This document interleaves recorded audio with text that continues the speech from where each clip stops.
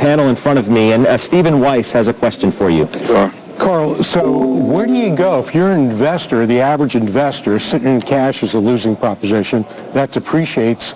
Bonds, as you point out, high yield and regular bonds overvalue. Where do you go? Or do you just hedge your positions and just look for bottom-up values like you have in Apple? Yeah, look, Steve, I think you say you sort of predicated this a little bit on you have to invest, and I'm not sure why. I mean, so you say to I say to good friends of mine sometime, oh Christ, I can't live on 1% or 2%. What do? I got to buy stocks. I said, what's better? What is better, making 2% or losing 30%, as people did in 08? I think right now is a very, like Mark Twain said, it's always dangerous, but I think right now is an extremely dangerous time. I think, again, just to keep maybe beating a dead horse, I think Apple, if you buy it and it goes down, you almost welcome it if you can afford to. But, and there's a few like that. I'm not going to go to every one of the stocks I like, but there are a few other ones I think are good.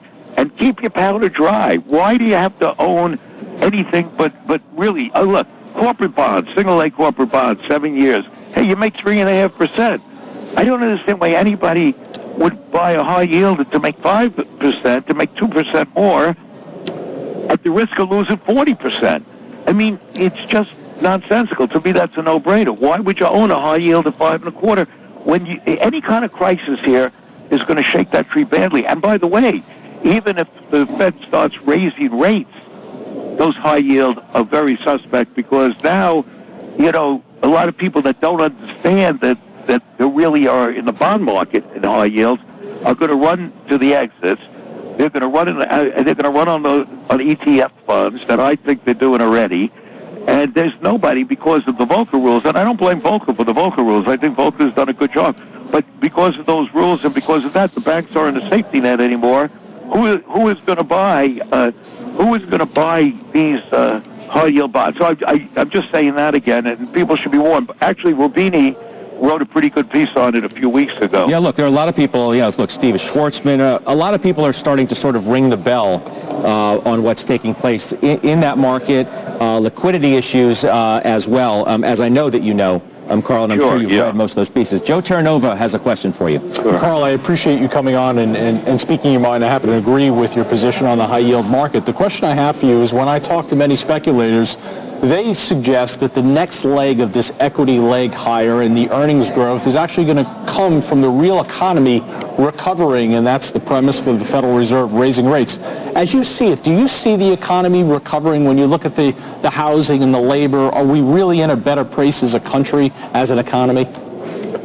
Yeah, look, the economy is finally picking up. I'm not sure, though, how much of that is artificial because of low interest rates.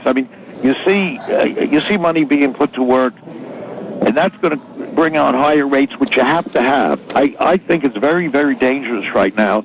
Again, what's going on with these very low rates. I think they're making artificial bubbles and will continue to do so. And the longer you wait to take the patient off the medicine, the more difficult it's going to be to curtail inflation when it comes, and it will come. So what you see now is some heating up in the labor market.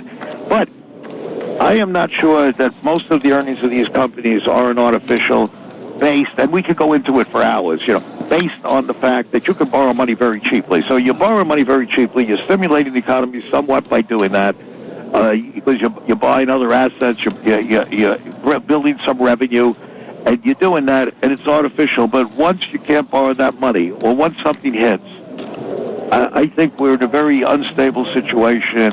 If there's some kind of a crisis from left field, or just simply it just goes and hits a top and comes down. So while the economy is getting better, I think the market has way overestimated the length that this will stay for.